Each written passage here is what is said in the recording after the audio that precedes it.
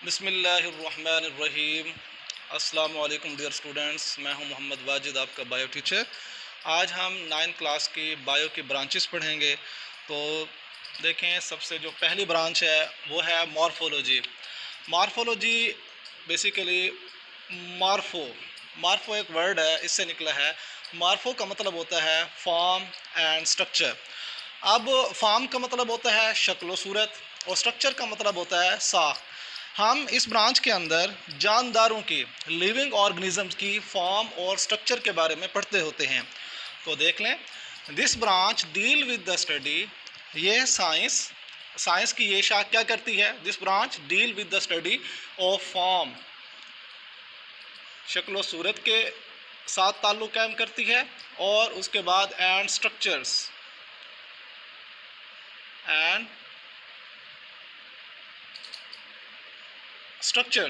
Form and structures के बारे में जब हम पढ़ते हैं, लिविंग ऑर्गेनिजम्स के बारे में, तो दरअसल हम क्या पढ़ रहे होते हैं? उसकी मॉर्फोलॉजी पढ़ रहे होते हैं। अगर इसको थोड़ी सी गहराई में देखें तो मॉर्फोलॉजी दो तरह की होती है। एक होती है एक्सटर्नल मॉर्फोलॉजी, एक होती है इंटरनल मॉर्फोलॉजी। एक्सटर्नल मॉर्फोलॉजी में यूँ होता है कि हम अगर किसी चीज़, किसी ऑर्गन की जनरल शेप देखें, ऐसे शक्ल देख ले, हम कहेंगे कि एक्सटर्नल हम पढ़ रहे हैं। जब हम इंटरनल की बात करते हैं, जब उसकी हम अंदरूनी साख्त के बारे में पढ़ते हैं, तो उसको हम इंटरनल मॉर्फोलॉजी कहते हैं। जिस तरह यहाँ पर ये एक जनरल शेप है, ये किडनी की एक जनरल शेप, इसको हम एक्सटर्नल मॉर्फोलॉजी का नाम देंगे। किसका नाम देंगे? External morphology. अगर हम इसके अंदर इंटरनल स्ट्रक्चर के बारे में पढ़ेंगे, जिस तरह इसके अंदर रीनल पैरामिड्स होती हैं, ये रीनल पैरामिड्स, इसके अंदर नेफ्रॉन्स होते हैं, रीनल पैरामिड्स होते हैं। इसके अलावा काफ़ी सारी चीज़ें होती हैं जो किडनी के अंदर हम पढ़ते होते हैं। जब हम इसकी इंटरनल स्ट्रक्चर के बारे में डिस्कस करते हैं तो उसको हम इंटरनल मॉर्फोलॉजी कहते हैं। तो ये हो गई आपकी मॉर्फोलॉजी। उसके बाद आ जाती है इनाटमी। इनाटमी बेसिकली है क्या? इनाटमी इंटरनल मॉर्फोलॉजी है। जब हम ऑर्गन्स को इंटरनली पढ़ते हैं, अंदर से पढ़ते हैं, उसकी इंटरनल स्ट्रक्चर के बारे में पढ़ते हैं, तो उसको हम क्या कहते हैं? इनाटमी कहते होते हैं। तो यहाँ पर देखें, the study of internal structures, the study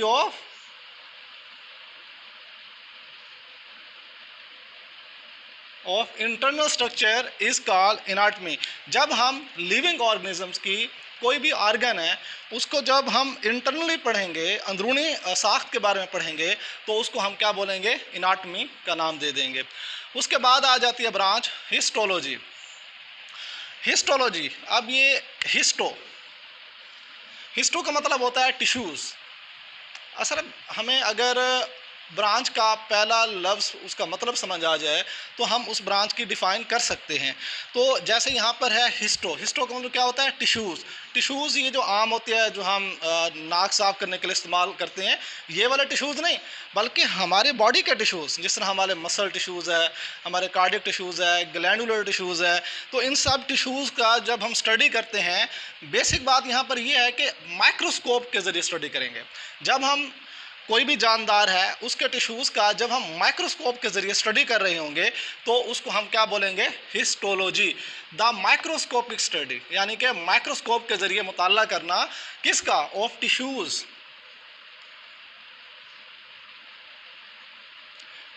का मतलब टिश्यूज़ की स्टडी करना माइक्रोस्कोप के ज़रिए, उसको हम क्या कहेंगे? हिस्टोलॉजी का नाम दे देंगे। उसके बाद नेक्स्ट ब्रांच आ जाती है सेल बायोलॉजी। सेल, जैसे कि नाम से ही इंडिकेट कर रहा है, ये सेल, जब हम सेल के फंक्शंस के बारे में पढ़ते हैं कि इस सेल का क्या काम होता है, दूसरा जो सेल है उसका क्या काम होता है, ठीक है, और उसकी साख्त कैसी है, स्ट्रक्चर कैसी है, उसकी पैरेलल है या और तरीके से है, उसका राउंड है, गोल है।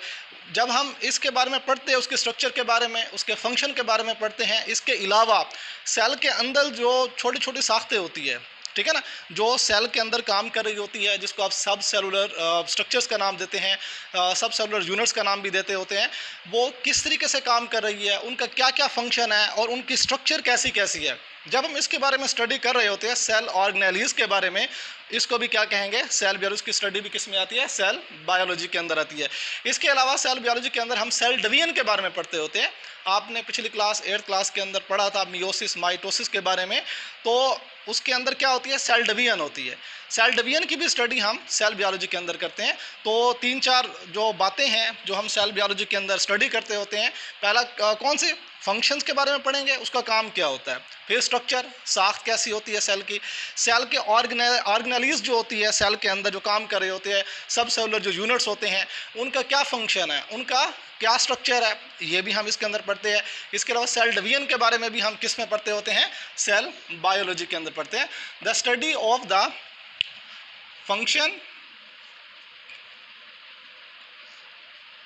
फंक्शंस के बारे में हम यहाँ पर स्टडी करेंगे, सेल के फंक्शंस के बारे में, और सेल की स्ट्रक्चर्स कैसी होती है, सेल की बनावट कैसी होती है। सेल की फंक्शंस यानी कि सेल का काम और सेल की साख्तें, इसके बारे में स्टडी करेंगे। Of cells and cell organelles, और सेल के अंदर पाई जाने वाली जो छोटी छोटी साख्तें होती है उनके बारे में इधर पढ़ेंगे। इस कॉल्ड सेल बायोलॉजी। फिर कहता है दिस ब्रांच आल्सो डील, ये ताल्लुक कायम करती है विद द स्टडी, इल्म के साथ, और सेल डिवीजन, सेल की तकसीम जो होती है, सेल डिवीजन होती है, सेल 1 से 2 में जो चेंज हो जाते हैं, इसकी स्टडी भी हम किस में करते हैं, सेल बायोलॉजी के अंदर करते हैं। नेक्स्ट ब्रांच है फिजियोलॉजी। फिजियो का मतलब दरअसल होता है फंक्शन। किसका फंक्शन, आप यहाँ पर देख सकते हैं हमारे मुख्तलिफ बॉडी पार्ट्स है, हमारा जो दिल है ये खून को पंप करता है, हमारे जो गुर्दे हैं ये खून को साफ़ करते हैं, हमारे जो फेफड़े हैं ये ब्रीथिंग का प्रोसेस करवाते हैं। तो ये जो फंक्शन है कि हर आर्गन का क्या क्या फंक्शन है, जब हम इसके बारे में स्टडी कर रहे होते हैं दरअसल हम क्या पढ़ रहे होते हैं, फिजियोलॉजी। फिजियोलॉजी दरअसल मेडिकल की एक ब्रांच है। देखें, this branch deal with the study of the functions of the, किसके function of different parts of living organisms, जिंदा जो चीज़ें हैं, जिंदा जानदार कोई भी हो सकता है, ठीक है। तो जब हम उसके बारे में, उसके मुख्तलिफ बॉडी पार्ट्स के फंक्शंस के बारे में, उसके फेल के बारे में, उसके काम के बारे में स्टडी करते हैं तो इसको फिजियोलॉजी का नाम देते हैं। उसके बाद जो नेक्स्ट ब्रांच आ जाती है वो है जीनेटिक्स। ये जीन से निकली हुई लफ्ज़ है। आपको पता है जीन्स हमारे बेसिक यूनिट्स हैं, जो करैक्टरिस्टिक्स हमारी खसूसियात होती है एक नस्ल से दूसरी नस्ल में मुंतकिल करने का काम करते हैं। जिस तरह वालदैन से औलाद में जो खसूसियात मुंतकिल होती है वो भी जीन्स के ज़रिए होती है, और हम जेनेटिक्स के अंदर ख़ास कर यही पढ़ते होते हैं कि वालदैन से खसूसियात औलाद में किस तरीके से मुंतकिल होती हैं, या एक नस्ल से दूसरी नस्ल में खसूसियात किस तरीके से मुंतकिल होती हैं, वो सारा हम किसके अंदर पढ़ते हैं, जेनेटिक्स के अंदर पढ़ते हैं। द स्टडी ऑफ जीन्स, इसमें हम किसके बारे में पढ़ते हैं, जीन्स के बारे में, जीन्स एंड देयर रोल्स, और इसका जो किरदार होता है इन इनहेरिटेंस, वरासत में। वरासत एक तो ये होती है कि वालदैन के वफ़ात पा जाने के बाद उनकी औलाद को जो उनकी जायदाद में हिस्सा मिलता है, एक तो इनहेरिटेंस होता है वो। यहाँ पर बायो के अंदर इनहेरिटेंस वो नहीं है। इसमें इनहेरिटेंस का मतलब ये होता है कि वालदैन से औलाद में जो खसूसियात की मुंतकली होगी जीन्स के ज़रिए, उसको हम इनहेरिटेंस का नाम देंगे। इस कॉल्ड जेनेटिक्स। इनहेरिटेंस मीन्स, आपको कहता है वरासत का मतलब क्या है, इनहेरिटेंस का मतलब क्या है। इनहेरिटेंस मीन्स द ट्रांसमिशन, मुंतकिल होना, क्या, ऑफ करैक्टर्स यानी कि किरदार, खसूसियात। ट्रांसमिशन मुंतकिल होना, करैक्टर्स, खसूसियात, फ्रॉम वन जनरेशन, एक नस्ल से दूसरी नस्ल के अंदर, या वालदैन से औलाद में खसूसियात की जो मुंतकली होती है हम उसको क्या कहते हैं, इनहेरिटेंस का नाम देते हैं। और ये इनहेरिटेंस किसके ज़रिए ट्रांसमिट होती है, वो जीन्स के ज़रिए। किसके ज़रिए होती है, जीन्स के अंदर। जब हम ये स्टडी करते हैं तो बेसिकली हम क्या पढ़ रहे होते हैं, जेनेटिक्स पढ़ रहे होते हैं। उसके बाद आ जाती है एम्ब्रियोलॉजी। एम्ब्रियो, ये है एम्ब्रियो कैसे बनता है, एम्ब्रियो में हम क्या स्टडी करते होते हैं। दरअसल जब एग और स्पर्म,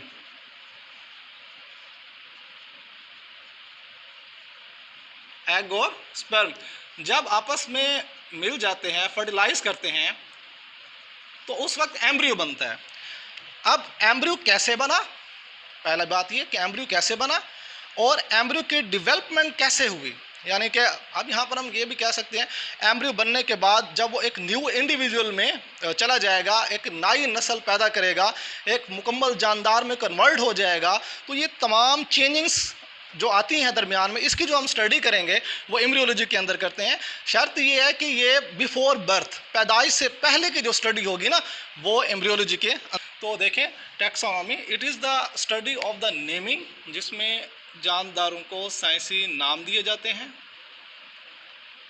नेमिंग एंड क्लासिफिकेशन, और उनकी क्लासें बनाई जाती हैं, classification of organism into groups and सब ग्रुप्स, और छोटे ग्रुप भी बनाए गए हैं, बड़े ग्रुप भी बनाए गए हैं, जिसमें जानदारों को डिवाइड किया गया है। इसको हम क्या कहते हैं? टैक्सोनॉमी। नेक्स्ट ब्रांच आ जाती है पैलेंटोलॉजी। पैलेंटोलॉजी के अंदर हम जो एक्सटिंक्ट, नापेद हो चुके जानदार हैं, जो अब इस दुनिया के अंदर नहीं देखे जा सकते, उनके जो बाकियात ज़मीन के अंदर है, उनके बारे में स्टडी करते हैं।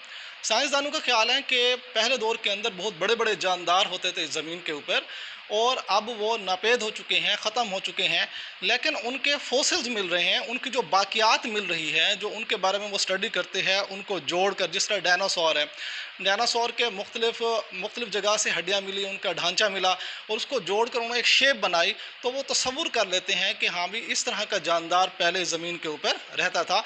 तो उन जानदारों की जो बाकियात है, जब हम इनके बारे में स्टडी करते हैं, तो इसी को पैलेंटोलॉजी का नाम दिया जाता है। तो देख सकते हैं आप, palaeontology, it is a study of fossils. Fossils क्या होते हैं? ये बाकियात होते हैं जो एक्सटिंक्ट ऑर्गेनिजम्स हैं, नापेद हो चुके जानदार हैं, उनकी जो बाकियात ज़मीन के अंदर से मिल रही है, उसी को हम क्या कहते होते हैं? फॉसिल्स कहते हैं। विच आर द रिमेन्स, जो बाकियात है, रिमेन्स बाकियात हैं किन की? ऑफ एक्सटिंक्ट ऑर्गेनिज्म, जो जानदार नापेद हो चुकी हैं, अब इस ज़मीन के ऊपर मौजूद नहीं हैं। तो उसके बाद नेक्स्ट ब्रांच आ जाती है इन्वायरमेंटल बायोलॉजी। इन्वायरमेंट कहते हैं माहौल को, माहौलियाती बायोलॉजी। इसमें एक इंसान का ताल्लुक़ उसके माहौल के साथ होता है, एक जानदार का ताल्लुक़ उसके माहौल के साथ होता है। जिस तरह हमारा ताल्लुक़ हमारे माहौल के साथ है, जिस तरह मैं ज़मीन पे अब ठहरा हुआ हूँ, तो ज़मीन बेजान चीज़ है, इसका ताल्लुक़ मेरे साथ है। हवा, जिसमें से हम ऑक्सीजन लेते हैं, कार्बन डाइऑक्साइड माहौल को देते हैं, तो ये भी हमारा एक ताल्लुक़ है। माहौल के साथ जब जानदारों का ताल्लुक़ कायम होता है, तो इस तरह से जो एक ब्रांच तश्कील दी जाती है, एक ब्रांच बनती है, जिसको हम कहते हैं एनवायरमेंटल बायोलॉजी। तो आप देखें, it deal with the study of the interaction between the, अब हम किसके दरमियान कह सकते हैं? इंसानों का, ह्यूमंस का, या हम कह सकते हैं कि ऑर्गेनिजम्स का, किसके साथ? एंड देयर इन्वायरमेंट, उसके माहौल के साथ। देखें, it deal with the study of the interaction between organisms,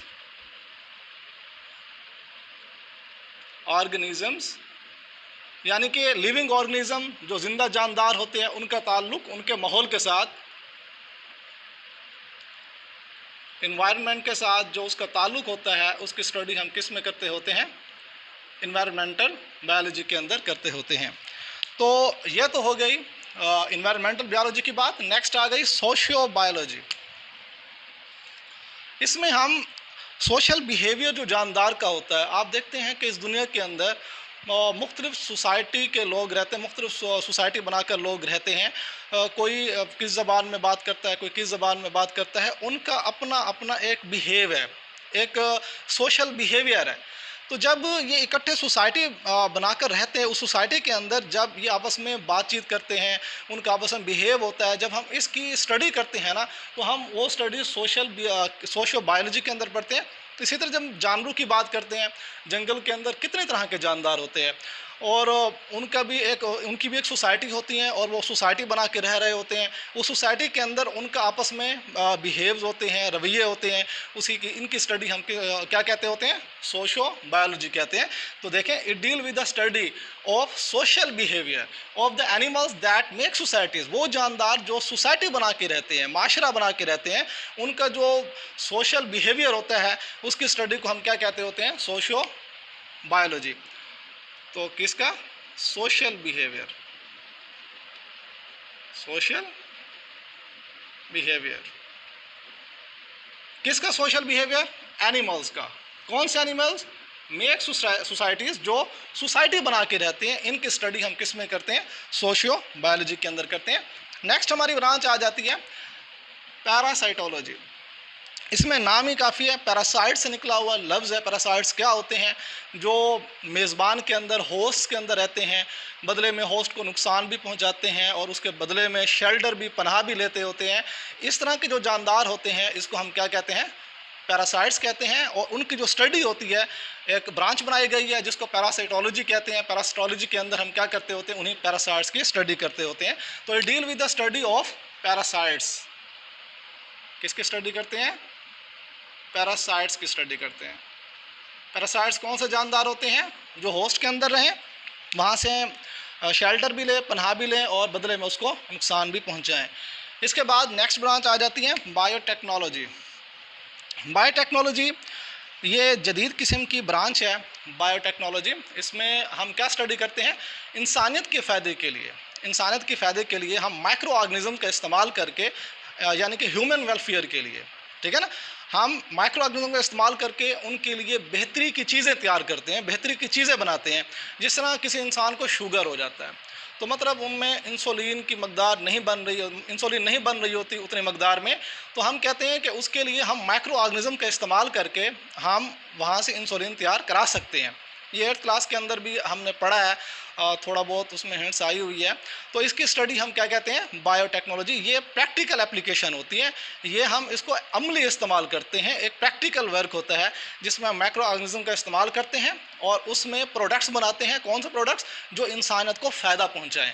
तो देख सकते हैं हम लोग, देखें, biotechnology it deal with the study. हम कह सकते हैं ये इल्म है किसका? प्रैक्टिकल एप्लीकेशन का। किसका? प्रैक्टिकल एप्लीकेशन करते हैं। एप्लीकेशंस, प्रैक्टिकल एप्लीकेशन किन का इस्तेमाल करते हैं? अमली तौर पर हम लिविंग ऑर्गेनिजम्स का, यानी कि जिंदा जानदारों का हम इस्तेमाल करते हैं। क्या? टू मेक सब्सटेंस, हमने उनसे सब्सटेंस बनाना है। जिस तरह क्या बनाने होते हैं? एंटीबायोटिक्स हमने बनवाने हैं, ठीक है ना, उससे हमने इंसुलिन तैयार करवानी है। फॉर द, किसके लिए? क्यों? For the welfare of Mankind, इंसानियत की फलाह के लिए, इंसानियत के फ़ायदे के लिए। तो ये ब्रांच हो गई बायोटेक्नोलॉजी। उसके बाद है इम्यूनोलॉजी। इम्यूनोलॉजी नाम देखें, इम्यून सिस्टम। इम्यून सिस्टम हमारे अंदर दिफाई निज़ाम है। जिस तरह वाइट ब्लड सेल्स है हमारे अंदर, ये भी मुदाफ़ियती निज़ाम में काम करते हैं।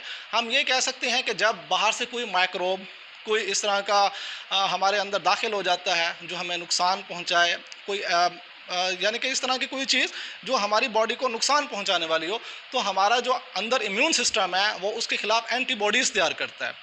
एंटीबॉडीज़ तैयार करके उसको किल करता है, उसको मारता है।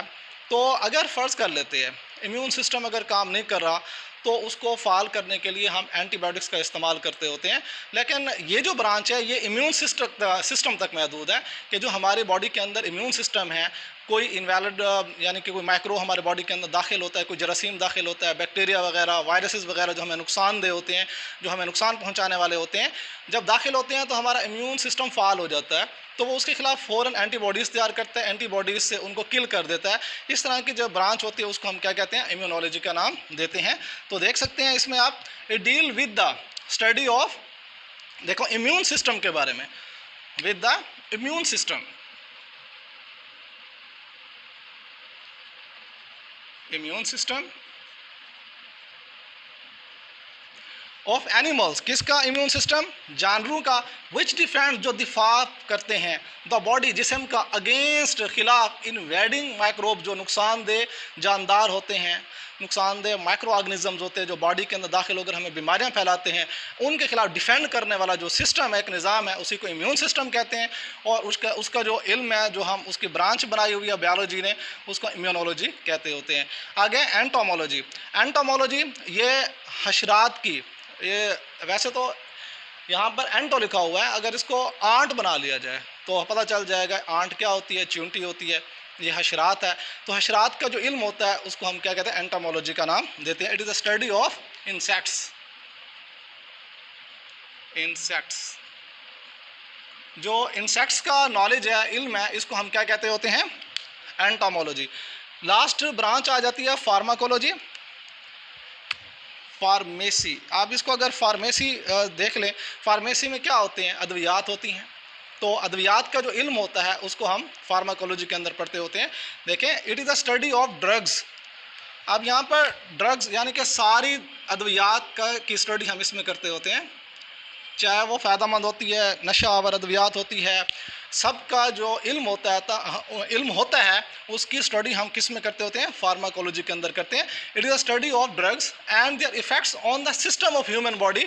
जो इंसानी बॉडी का जो सिस्टम है, जो निज़ाम है, उन पर जो उसके असरात होते हैं उसकी स्टडी भी हम किसके अंदर करते होते हैं, फार्माकोलॉजी के अंदर करते होते हैं। तो स्टूडेंट्स, उम्मीद है कि आपको ये लेक्चर समझ आ गया होगा। इंशाअल्लाह नेक्स्ट लेक्चर के लिए बहुत जल्द मिलेंगे, तब तक के लिए अल्लाह हाफिज़।